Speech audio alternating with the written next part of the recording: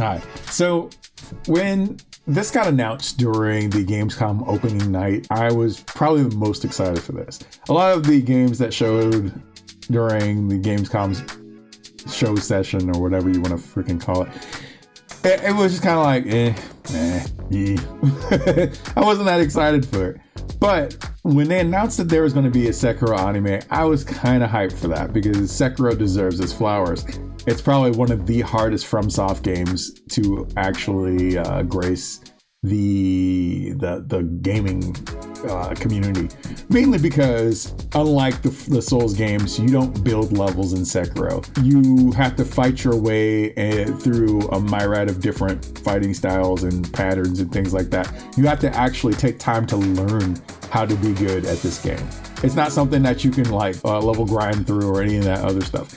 Sekiro is a learning experience. You have to learn patterns, you have to understand patterns and how it works. And if you approach it like, say, a rhythm game, where, okay, parry, parry, parry, parry, parry, parry, parry, parry, parry, then counter, instead of just blowing through things, that's when you realize, okay, it's a very satisfying experience. Like when I played through the game last summer, it took me quite a while, like maybe about a couple of days, maybe even a week, to get through Isshin Ashina, his final form, because the dude was a freaking beast. And it's a feeling that I've been chasing. And this is one of those things where when you're a gamer, you know, I can explain this to you, but if you know what I'm talking about, you know, if you know, you know. But that moment when your heart is racing and you're like waiting for the right moment and you strike and you actually get him and you get to that ending cutscene, it's a different feeling. It's like the feeling I have when I beat Super Mario Brothers for the first time. Is the feeling that I have when I beat people on online matches, whatever. Your heart is racing and you're like, yes, I did it.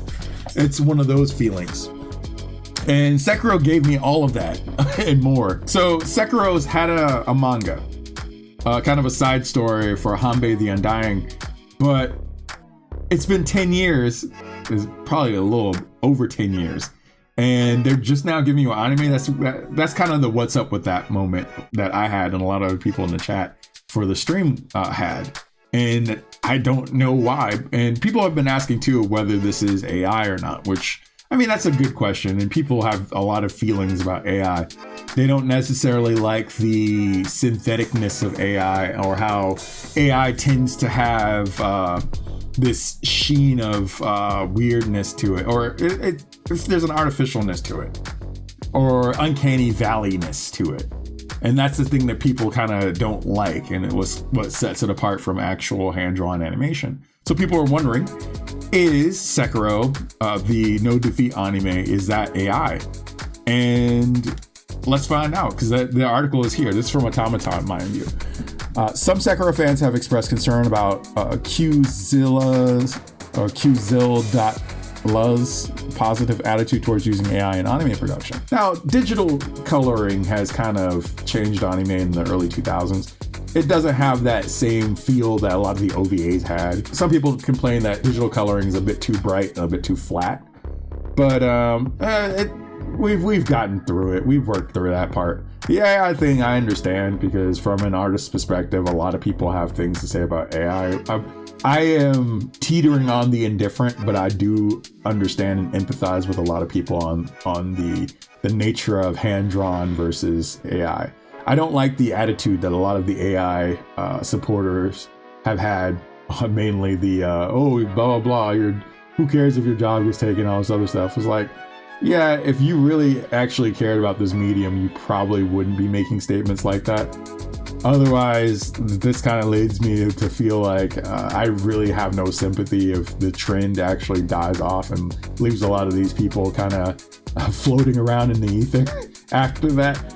But I can see both sides of this argument here. With Sekiro Shadows Die Twice being a From Software developed title set in the late Sengoku period and inspired by Japanese folklore, it only makes sense that the game's upcoming anime adaptation Sekiro No Defeat is being made by a Japanese production company and animation studio.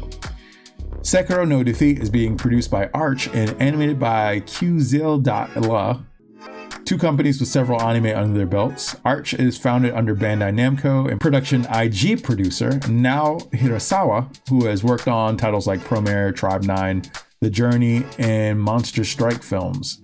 Arch was also involved in 2022's The Tunnel to Summer, The Exit of Goodbyes, and the gacha game Azure Lane.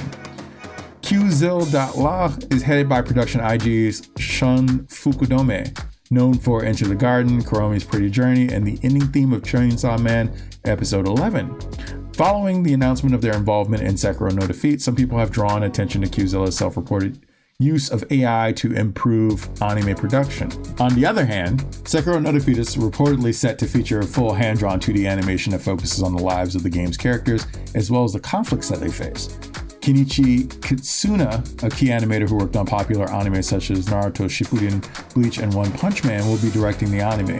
According to a Crunchyroll statement, Kitsuna says that the anime is being crafted to be a truly memorable experience that will leave a long-lasting impression on both dedicated fans of the game and those who are discovering the world of Sekiro for the very first time. Other notable staff members include screenwriter Takuya Sato, Steins Gate, Fate's Stay Night, and Haki, Chief Animation Director Kaito Moki, My Dress Up Darling, and JoJo's Bizarre Adventure Part 5, Golden Wind. And art director Yuji Kaneko, Trigun Stampede, and Heavenly Delusion. Okay, so there's quite a bit of a pedigree here. There's a lot of production IG people and a lot of people that worked on different anime. I don't necessarily see an issue, but I know that statement probably is haunting the shit out of them. To maintain the authenticity that fans of the game expect, Daisuke Namikawa, Mikyu Sato, and Kenjiro Suda have served as the Japanese voices of Wolf Kuro and Genichiro Ashina respectively, and will be reprising their roles for the anime. Fan-fucking-tastic. I love the characters. The voices of the characters are important. So the in-game talent actually being in the actual anime itself, equally important. I'm hoping that this turns out to be a very well received and really good anime. Sekiro deserves its flowers. I really want to stress that. The game is fantastic because it has you fighting for your very life and fighting to see the character through to the end. You have to earn every little bit of what you get. And if you don't have enough, you have to basically go through and grind your ass off to get the means in order to acquire the weapons and skills you need to accomplish a goal. The concept of dying affects like all the characters around you. The deaths affect everything around you. There's consequences to a lot of the actions in it, right? It makes you feel like absolute shit for not being as good as you should be. And it makes you want to come back and actually be able to knock things out the first go round. Now, there's certain bosses you can actually cheese, whereas there's certain people, I won't want to spoil things, but a certain character changes on you and turns into a demon, and you have to fight that person or whatever. Now, you could fight them straight up, or you could basically cheese them off of the cliff and kill them that way, and that's a whole nother thing. But that's one boss. There's certain ways you can actually beat bosses using your ninjutsu skills or whatever. Once you get to that first headless ape fight and you win, and then you get to that second headless ape fight and realize his mate comes in and you have to fight them both, and you're actually handling yourself quite well against the two of them, and that achievement pops up, whatever, you feel like you've done something. That's the thing I like. I love the Souls games. Don't get me wrong. I love the Souls games. I do enjoy Elden Ring, but Sekiro is just, it's an entirely different game. I was on the fence about whether I wanted to buy it or not, because I was heavy into Souls likes. And then I played Sekiro. I kind of couldn't get the handle of it when I first played it. And I stopped playing it for a while. And then I got really back into it. And then something clicked in my head. I think it was that statement somebody said that where if you think of it as a rhythm game, it really does change the whole pace of how you're moving. And it was very satisfying. And it's probably one of I would say the top 10 games that I've ever enjoyed playing. I probably would have a larger number. I need to put together a top 10 list. Anyways, I'm out of here. Thank you for joining me for this. See you next boss fight. Take care.